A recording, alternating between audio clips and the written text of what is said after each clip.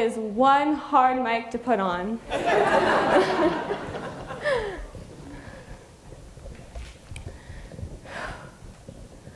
My thoughts are powerful. Your thoughts are powerful. I like something, I get it. If I don't like a class, I don't do the homework. You want to be here, so you're sitting here. I am a critical thinker, and it is because of my evaluations of human behavior that I understand each of you better. Thinking is what cultivates ideas. Those ideas are then turned to actions, and those actions are what produces change. As teenagers and even adults at large, we sometimes get trapped in these thoughts, and we are constantly in a state where other people's opinions about us hold weight on our lives. To give weight to something means to give worth or value. Think about it. Social media, for example, we can get caught up with how many likes or followers we have that we worry so much about what other people think about us. Other times we think about ourselves so much that we forget to even think about other people. But more importantly, thinking has the power to transcend, to manipulate, to create change. We experience this every day in English class when the teacher asks us to analyze characters from a play or to create theme statements from a novel. We are forced to think about human experiences. We are forced to think about something beyond ourselves. We are forced to think critically. Subjects like love, isolation, the problem of evil, deception, betrayal, greed, lust.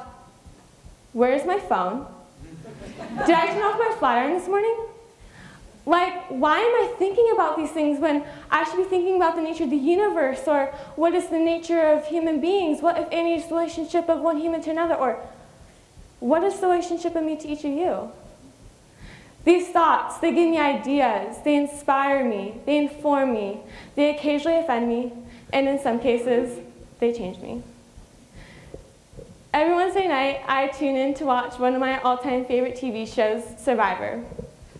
I'm a super fan of the show, and every season I always analyze each player's game strategies, and I could come up with a very accurate prediction of who I think will win within the first 30 minutes of the show.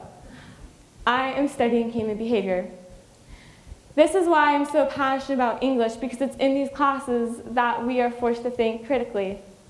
However, our thoughts can put us in a very vulnerable place. We all have that threatening feeling of when the teacher calls on us in class and asks us what we think about the book we just read or movie we just watched. We fear that we might say the wrong thing, that we will mess up, that we might offend somebody. I have this fear, and maybe some of you do too. This fear holds me back from sharing, and instead I keep quiet to myself because I fear rejection from my peers and disappointing the people around me. But more than anything, I disappoint myself. However, I and all of us need to learn how to embrace thinking, and how thinking critically will help us to speak more effectively, so we can share our ideas and passions with other students and the communities we will be part of one day. As I am sitting in my hotel room in Cabo, Mexico, I flip through the TV channels, which is what you do on vacation, watch TV, when I come across the childhood classic Alice in Wonderland. However, I no longer perceive it as a cute Disney movie where Alice falls through a hole into a dream, but with a closer analysis, one can see the underlying messages Tim Burton depicts to his audience. Only now, it becomes a loss of innocence fairy tale, where Burton uses magical realism to emphasize the physical changes Alice undergoes. Or perhaps it's to show life as a meaningless puzzle and how it can frustrate people's expectations of reality. Or perhaps it's to show life as, perhaps show death as a menace and how Alice's life is threatened by the Queen of Hearts and how death is inevitable. This is what thinking does to me. As I'm exposed to new ways of perceiving things, my paradigm of the world shifts. And I no longer see things as surface level, but I'm now forced to look at these things through a new critical lens. In order to perceive the world more clearly and truthfully, I must be open to a life of continuous self-examination. Try one more time and choose to grow. I know the world only through my relationship to it.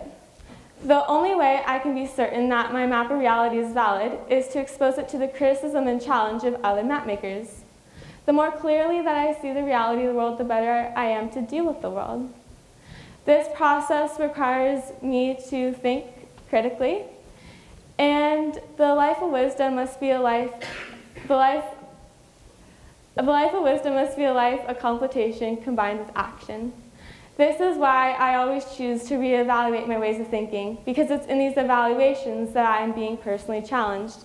And therefore, I choose to live a life fully dedicated to truth and personal growth. And it's in these truths that I find that life is not measured by its veracity, but rather how one approaches it. The best teachers I ever had were not the ones who told me what to think, but how to think. And this is simply the art of thinking. By living a reflective life, I'm engaging in a process of continuous learning. We are all learners, and we all have the power to do great things with this knowledge. For example, if I told you that your thoughts shape the way you perceive the world, would you believe me? Yes, you probably would. But what if I told you that your thoughts have the power to start a reformation, become the next president, or win an Oscar for best performance? Would you believe me then? Well, think about it. Thank you.